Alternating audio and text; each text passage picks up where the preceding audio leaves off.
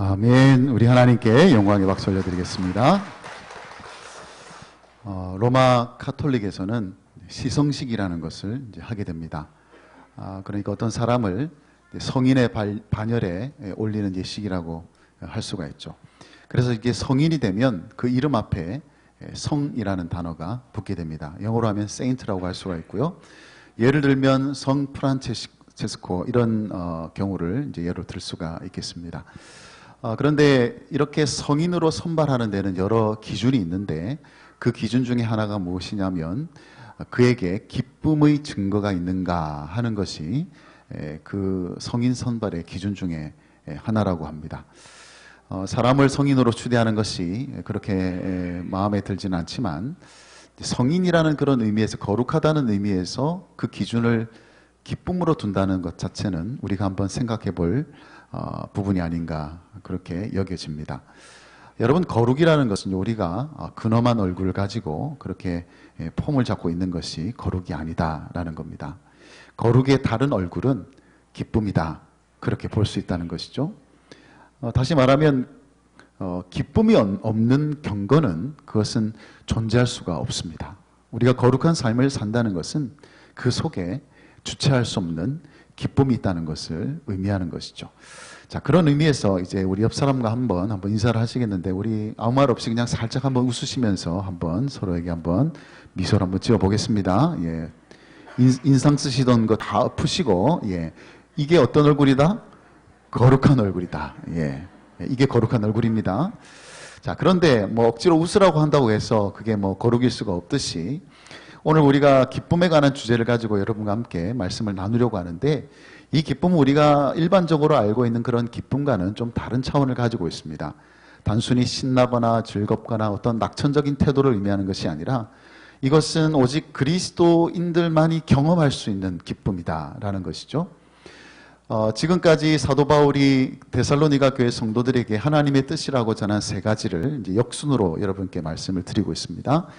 첫 번째는 범사에 감사하라는 말씀을 드렸고, 두 번째는 쉬지 말고 기도하라라는 말씀을 드렸고요. 오늘은 마지막으로 사도 바울이 항상 기뻐하라, 그렇게 우리에게 말씀을 하고 있습니다. 이것이 하나님께서 우리에게 주신 하나님이 가지고 계신 뜻이다, 그렇게 말씀하고 있죠. 자, 그렇다면 바울이 항상 기뻐하라라는 이 말씀 우리에게 줄 때에 그 기쁨이 무엇을 의미하는지, 그 기쁨의 차원이 어떤 것인지를 한번 그 의미를 생각해 보기 위해서 오늘 저는 데살로니가 전서에 흐르고 있는 그 기쁨의 물줄기를 한번 좀 따라가 보려고 합니다. 사도 바울이 데살로니가 교회 성도들에게 기쁨에 관한 부분을 언급하고 있는 내용들을 한번 우리가 살펴보면서 그가 항상 기뻐하라고 말했을 때 그 기쁨이라는 것은 이런 차원의 기쁨이겠구나라는 것을 우리가 한번 밝혀보면서 항상 기뻐할 수 있는 삶의 모습은 어떤 것인지를 한번 살필 수 있는 그런 시간이 되면 좋겠습니다. 먼저 바울은 이 기쁨을 기본적으로 성령의 기쁨이다, 그렇게 제시하고 있는 것을 보게 됩니다. 데살로니가전서 1장 6절 7절에 가보시면 그가 이렇게 말씀을 전하고 있습니다. 한번 같이 이 부분을 읽겠습니다. 또 너희는 많은 환난 가운데서 성령의 기쁨으로 말씀을 받아 우리와 주를 본받은 자가 되었으니 그러므로 너희가 마게도냐와 아가야에 있는 모든 믿는 자의 본이 되었느니라. 아멘. 지금 바울은 데살로니가 교회 성도들이 말씀을 받아서 그리스도를 본받을 뿐만 아니라 주변에는 다른 성도들로부터 믿는 자의 본이 될 수 있었던 그 배경에 성령의 기쁨이 있다라는 것을 밝히고 있습니다. 여러분, 이 데살로니가 교회 성도들도요, 처음에 예수 믿을 때 그렇게 편안하게 예수 믿었던 사람들이 아닙니다. 예수님을 믿는 그 순간부터 예수 그리스도를 나의 구주로 고백하고 그렇게 신앙생활을 시작하면서부터 핍박이 시작됐어요. 그래서 참 이 신앙을 지키기가 굉장히 힘든 현실을 살아가고 있었지만 그들은 결코 기쁨을 빼앗기지 않았다라는 것입니다. 왜냐하면 그것은 성령께서 주시는 기쁨이었기 때문이다, 그렇게 말합니다. 그 성령이 주시는 기쁨 안에서 계속해서 말씀 가운데 살아가게 되고 그리스도를 본받는 삶을 살아가게 되고 그래서 믿는 자의 본이 되는 삶을 살아갈 수 있었다라고 이야기를 하죠. 여기서 성령의 기쁨을 한번 우리가 더 깊이 한번 생각해 본다면 성령이 주시는 기쁨의 정체가 도대체 뭐냐? 그것은 우리에게 주어진 현실을 바라보는 것이 아니라 기쁨의 근원이 되신 예수 그리스도를 바라보게 될 때 주어지는 기쁨이다. 그렇게 규정할 수가 있습니다. 그게 바로 성령의 기쁨이라는 것이죠. 여러분, 성령은 기본적으로 그리스도의 영입니다. 예수님께서 승천하시기 전에 제자들에게 하신 약속이 하나 있는데 그 약속이 뭐냐면 내가 세상 끝날까지 너희와 항상 함께 있으리라. 함께 있으시겠다고 약속을 해주셨는데 그 약속이 어떻게 성취되었습니까? 오순절 성령께서 강림하심으로 그 약속이 성취가 되었어요. 이제 예수 그리스도께서는 성령을 통해서 우리와 영원히 함께 계신다는 거예요. 자, 그렇다면 예수 그리스도만을 바라보는 사람들에게는 예수 그리스도께서 우리에게 허락하신 그 성령 안에서 우리가 살아가게 되는 그런 증거들을 얻게 되는데 그 가장 강력한 증거들 중에 하나가 뭐냐면 기쁨이더라라는 겁니다. 그래서 사도 바울은 갈라디아서에서는 이 기쁨을 성령의 열매라고 그렇게 말합니다. 성령의 충만함을 따라서 성령 안에 있을 때에 누리게 되는 그런 여러 가지 삶의 특징 중에 하나, 그 중에 하나가 뭐냐? 기쁨이라는 거예요. 그래서 우리가 여기서 구분해야 될 필요가 있습니다. 우리가 감정적인 기쁨과 성령의 기쁨은 다른 것입니다. 여러분, 기쁨은요, 원래 그 자체가 감정입니다. 그런데 굳이 감정적인 기쁨이라고 표현하고 있는 이유는 뭐냐면 이 기쁨은, 이 감정적인 기쁨은 어떤 현실에 대한 감정적인 반응에서 온 것이라는 의미에서 제가 사용하는 단어입니다. 기쁨 자체는 원래 감정이에요. 그런데 감정적인 기쁨이라고 부르는 이유는 그것이 상황에 대한 감정적인 반응이라는 뜻에서 그렇게 사용하는 겁니다. 그렇게 놓고 본다면 여러분, 감정적인 기쁨은 어떤 특징을 가지고 있느냐? 감정적인 기쁨은 반드시 기뻐할 만한 일이 일어나야만 일어날 수 있는 기쁨이에요. 여러분 정말 중요한 계약을 따냈다든지 승진을 했다든지 갑자기 돈을 많이 벌게 되었다든지 자녀들이 좋은 대학에 갔다든지 취직을 했다든지 아니면 기다리던 자녀를 얻게 되었다든지 아니면 우리가 응원하는 팀이 극적으로 역전해서 승리하게 됐을 때 그런 일이 일어나게 될 때 우리가 경험하게 되는 기쁨, 그것을 우리가 감정적인 기쁨이라고 말할 수가 있죠. 그런데 여러분, 이 감정적인 기쁨은요, 우리에게 주어진 그 감정적인 기쁨을 따라 우리가 기뻐한다면 우리가 항상 기뻐하는 것은 굉장히 불가능한 일이 됩니다. 여러분, 우리가 항상 기뻐할 수 없잖아요. 항상 기뻐할 만한 일이 일어나지는 않지 않습니까? 여러분, 나를 비난하는 사람들이 있는데 어떻게 기뻐할 수가 있겠어요? 쫄딱 망했는데 여러분 기뻐할 수가 있겠습니까? 여러분, 사랑하는 가족들을 잃게 되었는데 여러분 기뻐할 수가 있겠습니까? 우리가 누리는 기쁨이 어떤 상황에서 어떤 현실에서 주어지는 기쁨이라면 오늘 우리에게 주신 이 말씀, 항상 기뻐하라는 이 말씀은 정말 잔인한 말씀이에요. 가능하지가 않잖아요. 어떻게 그게 가능하겠어요? 이름만 되면 다 아실 만한 그 미국의 대형교회 목사님, 27살 된 아들을 잃었습니다. 그 아들을 잃고 난 1년 뒤에 그 목사님 사모님이 페이스북에 글을 하나 올렸는데 이런 글을 올렸습니다. 제발 슬퍼하는 사람들에게 이제 그만 털어버리는 말 따위는 하지 말아주세요. 그렇게 올렸습니다. 그래서 이 글을 올리니까 그냥 상실의 아픔을 가진 사람들, 그런 사람들이 이 글에 공감을 가지고 며칠 만에 300만 명 이상이 이 글을 읽게 되는 그런 아주 이슈가 되는 글이었습니다. 그 글을 보게 되면 이 사모님이 그렇게 당부를 하는 거예요. 우리가 지나온 이 슬픔의 과정은 결코 가벼운 것이 아니다. 그래서 다른 사람의 슬픔을 제발 가볍게 여기지 말아달라라는 그런 당부의 글이 바로 이 페이스북에 올린 사모님의 글의 요지였습니다. 여러분, 충분히 이해가 될 만한 일입니다. 우리의 기쁨이 현실에 달려있는 것이라면 정말 항상 기뻐하라는 것은 어쩌면 불가능한 말씀일지 모르겠습니다. 그럼에도 불구하고 우리가 항상 기뻐할 수 있는 이유가 있다면 그것은 바로 기쁨의 출처가 다르기 때문에 그래요. 그러니까 우리 그리스도인이 경험하는 기쁨은 출처가 달라요. 우리가 누리게 되는 기쁨은 기뻐할 만한 일들 혹은 어떤 현실에서부터 오게 되는 것이 아니라 그 기쁨의 근원이 되신 예수 그리스도로부터 오는 것이기 때문에, 그래서 우리가 어떤 상황에 있든지 간에 항상 기뻐할 수 있는 이유는 바로 예수 그리스도 안에서 우리와 늘 함께 하심으로 우리에게 기쁨을 주시는 성령님 때문에 그게 가능한 일이 된다는 거예요. 원래는 불가능한 일이지만. 항상 기뻐한다는 것은 우리의 현실을 따지고 보면 그런 일어날 수가 없는 일이겠지만 그럼에도 불구하고 그게 가능한 이유는 성령의 기쁨이 우리에게는 있기 때문이다라는 거예요. 아까 그 목사님 부부 이야기로 다시 돌아가 본다면 그 사모님이 자기 아들을 잃었던 그 순간을 절대 잃어버릴 수 없을 것이라고 얘기를 합니다. 앞으로도 결코 잊지 못할 거라고 얘기해요. 사람들은 예전에 우리로 돌아와 달라고 그렇게 얘기를 하지만 결코 예전에 우리로 돌아올 수 없을 것이라고까지 말을 했습니다. 자, 그렇다면 이 목사님 부부는 지금 여전히 슬픔 가운데 불행한 삶을 살고 있을까요? 지금 이 목사님 부부는 예전에 그들로는 돌아올 수 없지만 이제는 새로운 그들로 다시 돌아올 수 있었다는. 이 목사님이 아들을 잃고 난 다음에 교회로 복귀해서 처음 설교를 하는 날, 자신과 아내가 이 슬픔을 이길 수 있었던 이유를 3가지로 성도들에게 이야기를 했습니다. 첫째, 삶은 부조리하지만 그럼에도 불구하고 주님께서는 우리와 함께 하시고 우리를 사랑하시기 때문에 우리는 평안할 수 있습니다.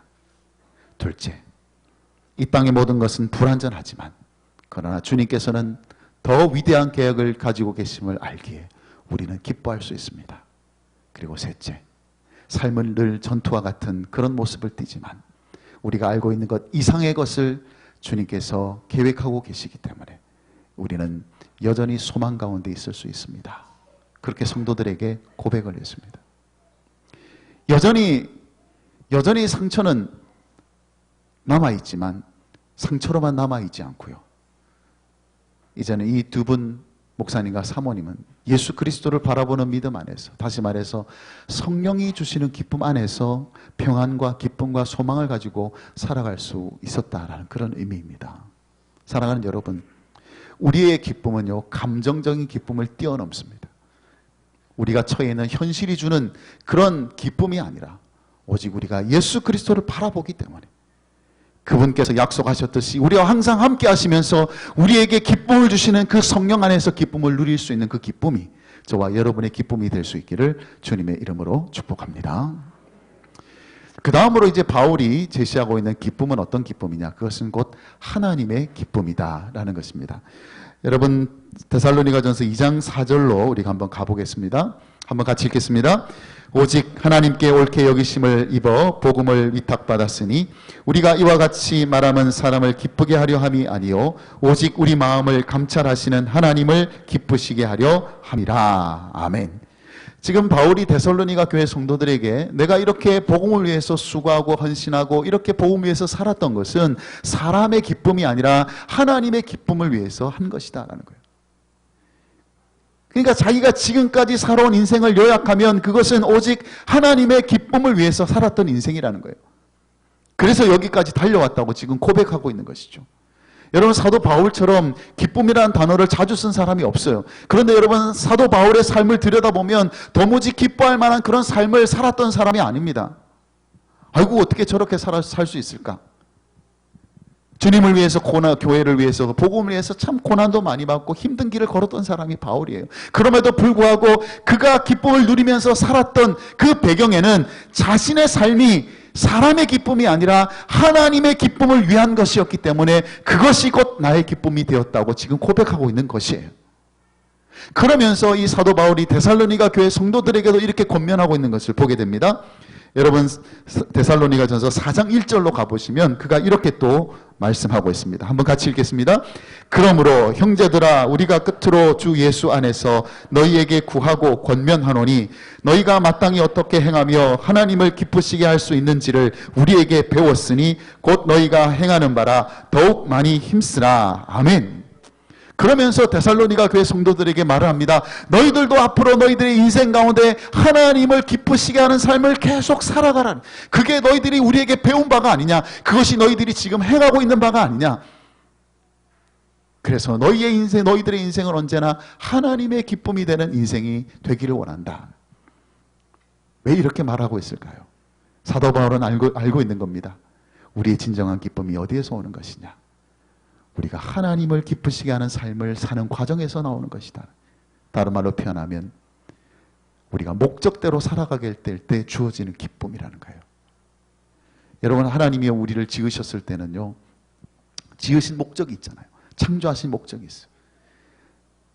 우리가 지음받은 목적은요, 그분의 기쁨이 되기 위해서 지음받았습니다. 처음에 창조될 때부터 하나님이 계속 하셨던 말씀이 뭡니까? 보시기에 좋았더라. 보시기에 좋았더라. 보시기에 심히 좋았더라. 무슨 말씀입니까? 하나님이 창조하신 것들을 통해서 하나님이 기쁨을 누리셨다는 뜻이에요. 그러다가 타락하고 범죄하고 난 다음에 더 이상 인간들이 하나님의 기쁨이 되지 못하는 삶을 살아가지 않았습니까? 우리가 구원받았다는 의미를 이런 각도에서 생각해 본다면요, 우리가 구원받은 은혜를 받은 사람들이라면 우리의 그 목적이 다시 회복됐다는 뜻입니다. 이제는 더 이상 사람의 기쁨을 위해 사는 것이 아니라 단순히 나의 기쁨만을 추구하면서 살아가는 인생이 아니라 이제는 구원받은 하나님의 자녀로서 하나님의 애당초 우리에게 주셨던 그 삶의 목적이 있지 않습니까? 하나님의 기쁨이 되는 삶을 살아가게 될 때, 그래서 그 목적을 따라 살아가게 될 때 주어지는 기쁨이 곧 우리의 기쁨이 되는 삶, 그게 바로 저와 여러분들이 누리게 되는 기쁨이라는 것을 오늘 사도 바울이 우리에게 이야기해 주고 있습니다. 그래서 여러분, 기쁨에 관해서 여러분이 생각할 때 조심해야 될 게 있습니다. 여러분, 기쁨은요, 우리의 기쁨은요, 그 자체가 목적이 아니에요. 좀 이상한 말처럼 들릴 수 있겠지만 기쁨이 목적이 되게 되면요, 이 기쁨은요, 쾌락을 추구하는 형태로 변질되기가 쉽습니다. 여러분, 방송 트렌드를 가만히 살펴보시면 이 시대의 특징을 잘 파악할 수가 있습니다. 여러분, 이런 방송을 보시면 요즘에는 다 목적이 즐거움을 추구하는 거예요. 다. 예를 들면 먹방 같은 거 있잖아요. 예. 여러분 보시면 먹는 것 가지고 어떻게 그렇게 다양한 프로그램을 만들 수 있는지 신기하기만 합니다. 예. 틀기만 하면 먹는 게 나와요. 예. 이제는 뭐 살기 위해서 먹는 게 아니에요. 먹기 위해서 사는 것처럼. 그래서 어떤 먹는 즐거움을 추구하는 거죠. 먹는 것만 그런 것이 아니라 여러분, 방송에 나오는 모든 것이 다 기준이 즐거움이에요. 즐거움. 다 즐거움을 추구하는 거예요. 더 이상 즐거움을 주지 못하는 프로그램은 살아남을 수가 없어요. 폐지되죠. 자, 그것이 단순히 방송의 문제냐, 미디어만의 문제냐? 아니에요. 방송과 미디어는 이 시대를 가장 잘 반영하는 거예요. 여러분이 이 시대를 파악하기를 원하신다면 미디어가 어떤 식으로 흘러가는지 잘 보셔야 합니다. 지금의 흐름이 모든 것이 즐거움을 추구하는 방향으로 흘러가고 있다는 것을 본다면 이 세상의 이 정신은요, 무엇보다도 기쁨을 추구하는 거예요. 근데 여러분, 기쁨을 추구하는 것이 뭐가 잘못되었겠습니까? 그런데 대부분의 사람들이 기쁨을 추구하는 것이 쾌락을 추구하는 형태로 나타나기가 쉽다는 거죠. 기쁨이 쾌락으로 변질된다는 거예요. 쾌락은요, 기쁨의 모조품입니다. 기쁨이 아니에요. 여러분, 진정한 기쁨은 어디에서 오는 것이냐? 우리가 지음받은 목적대로 살아가게 되면 그 과정에서 우리에게 주어지는 선물입니다. 그래서 인생은 그 기쁨 자체만을 추구하면서 살아가는 인생이 아니라 하나님이 주신 그 목적대로 살아가게 될 때에 그때 비로소 하나님이 주시는 그런 선물로서 주어지는 것이 기쁨이라는 거예요. 굉장히 다른 이야기입니다.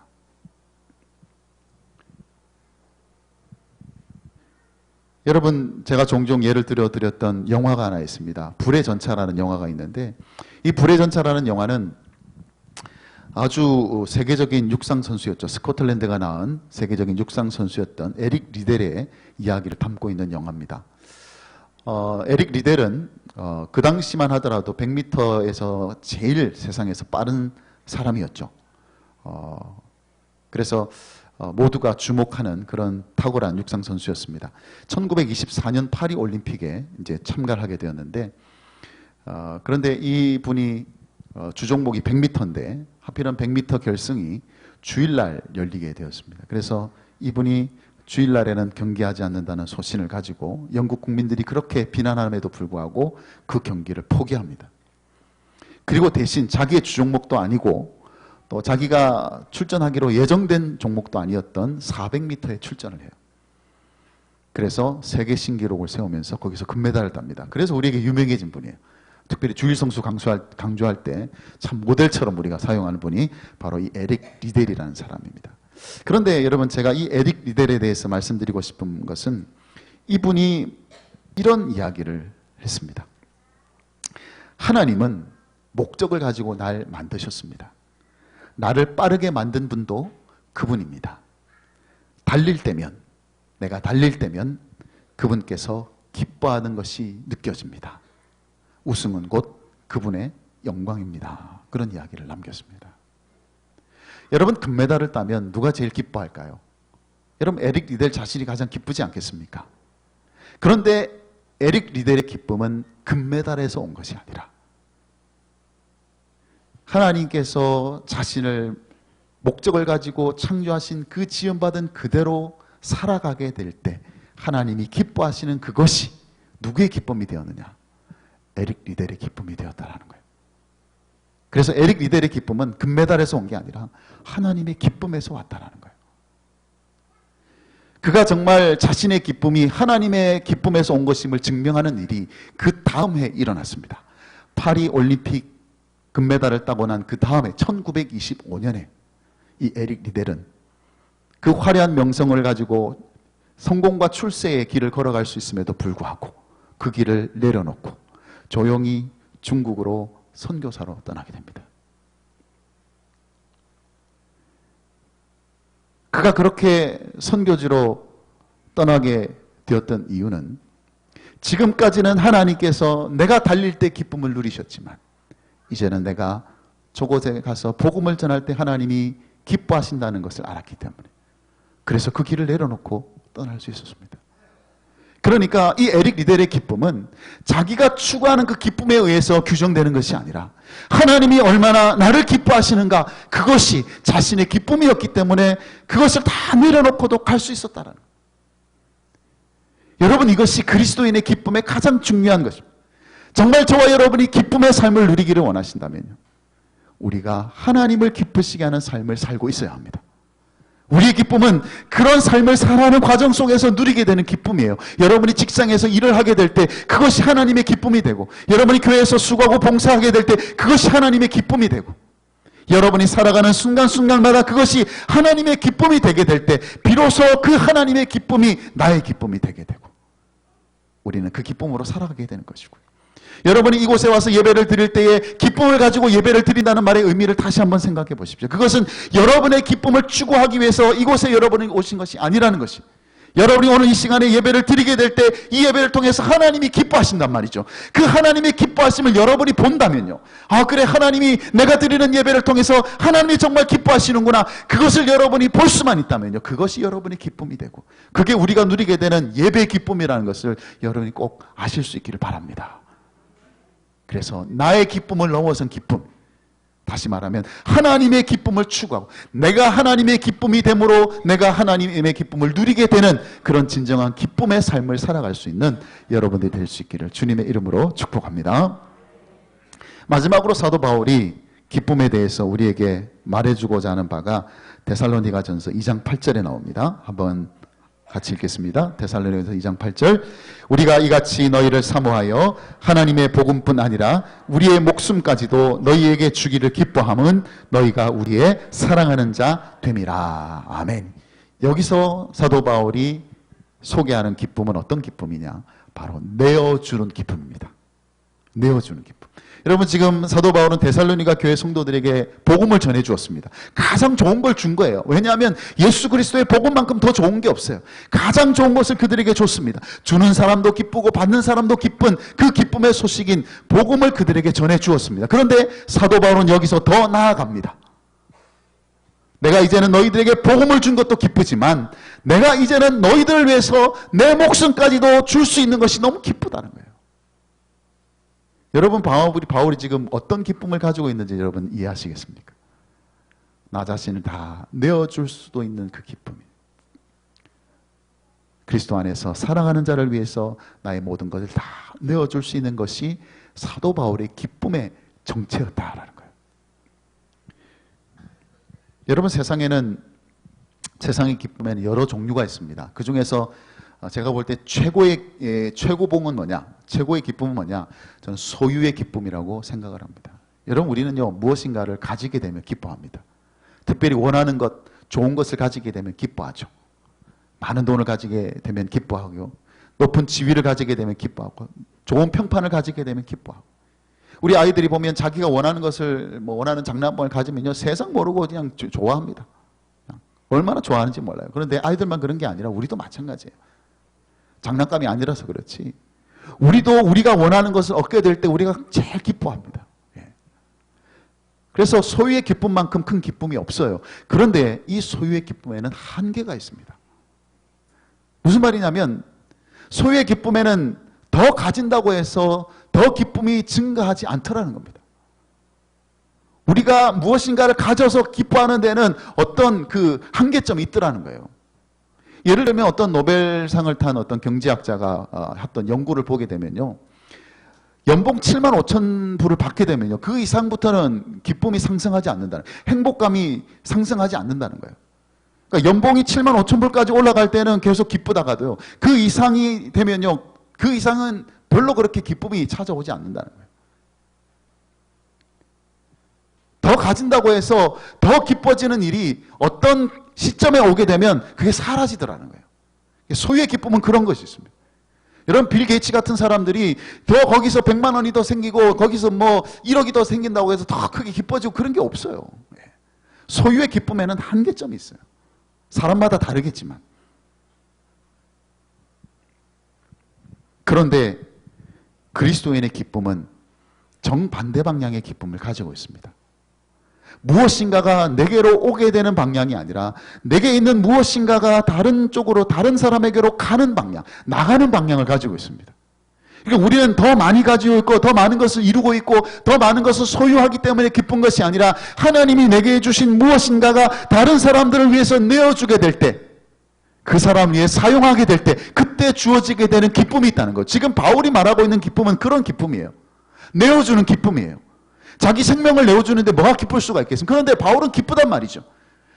그것은 오직 그리스도인만이 경험할 수 있는 기쁨입니다. 예수 그리스도의 은혜를 경험한 사람만이 누릴 수 있는 기쁨. 모아서 기쁜 것이 아니라, 더 가지게 돼서 기쁜 것이 아니라 내게 있는 것을 나누어 주게 될 때 기뻐하게 되는 그 기쁨. 그것이 바로 우리가 누리게 되는 기쁨이다라는 거예요.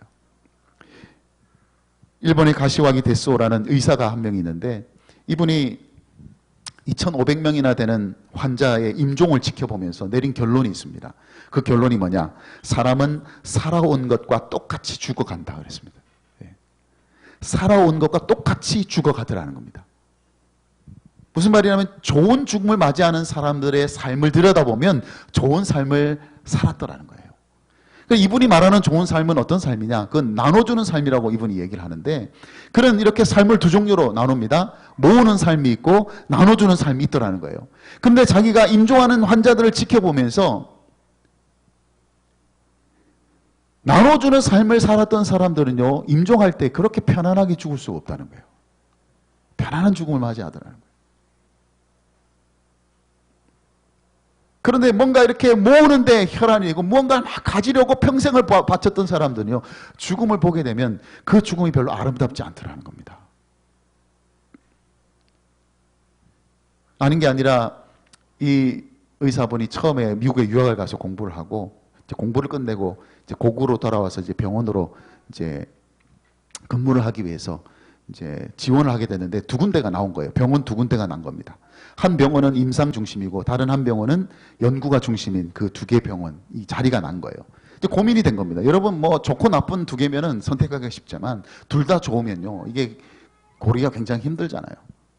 그래서 이 두 병원을 가지고 고민을 굉장히 많이 했습니다. 도대체 어디로 가야 좋을까? 그러다가 자기가 출석하는 교회 목사님을 찾아갔습니다. 목사님, 저에게 이 두 군데 이렇게 제안이 왔는데 제가 어디로 가면 좋겠습니까? 그랬을 때 그 목사님이 한마디로 이렇게 말하더랍니다. 남을 위해 많은 시간을 내줄 수 있는 곳으로 가면 좋겠습니다.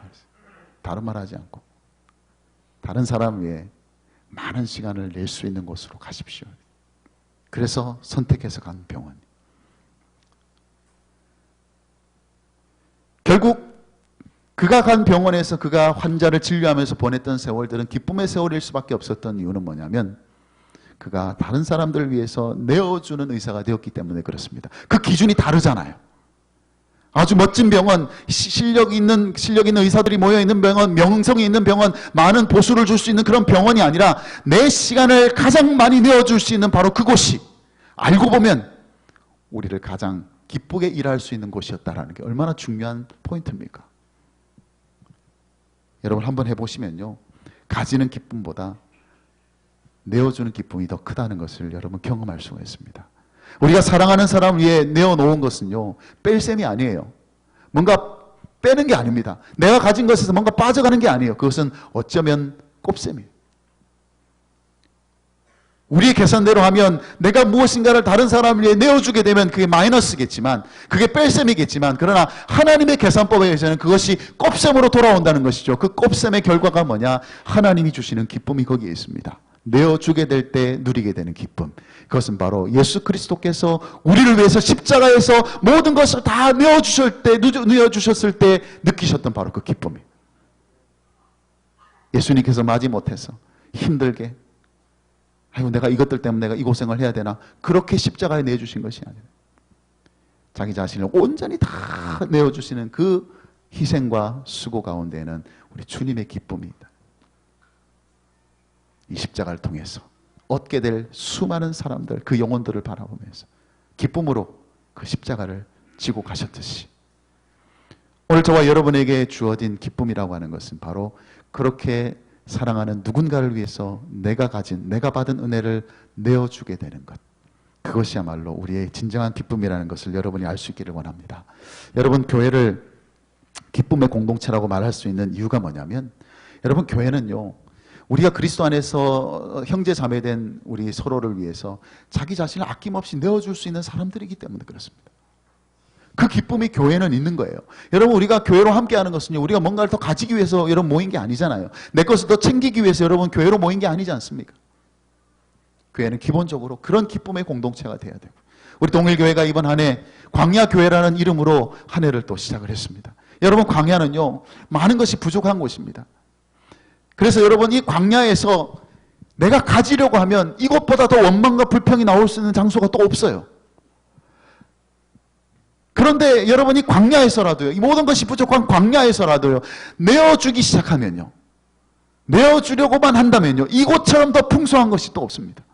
모든 것이 부족하지만 가장 기쁨으로 풍성한 곳이 바로 광야가 될 수 있다는 것. 그렇다면 이번 남은 한 해는 우리가 그런 기쁨을 가지고 우리가 함께 끝까지 이 광야의 길을 걸어갈 수 있는 저와 여러분이 되시기를 바라고, 소유의 기쁨을 넘어서 내어주는 기쁨으로 충만한 여러분의 삶이 되기를 주님의 이름으로 축복합니다. 말씀을 정리하겠습니다. 여러분, 항상 기뻐하라는 이 말씀이 때로는 100m를 3초 만에 달리라는 말씀처럼 들릴 때가 있습니다. 아마 여러분 중에는 그런 마음으로 이 말씀을 들었을지도 모르겠습니다. 뭐 기뻐할 만한 게 있어야 기뻐하지. 그런데 여러분, 항상 기뻐하라는 이 말씀은 우리가 뭔가를 어떻게 해서 기뻐하라는 것이 아니에요. 없는 기쁨을 우리가 만들어내라는 것도 아니라 우리가 오직 예수 그리스도, 기쁨의 근원이 되신 예수 그리스도를 바라봄으로써 우리 현실을 바라보게 될 때 주시는 그 성령의 기쁨을 우리가 누리라는 뜻입니다. 자, 그렇다면 오늘 우리가 함께 나눈 이 말씀, 감정적인 기쁨을 넘어서 성령의 기쁨으로, 나만의 기쁨을 넘어서 하나님의 기쁨으로, 소유의 기쁨을 넘어서 이제는 내어주는 기쁨으로 살아갈 수 있는 그런 진정한 기쁨의 삶이 항상 저와 여러분의 삶 가운데 나타날 수 있게 되기를 주님의 이름으로 축복합니다. 아멘.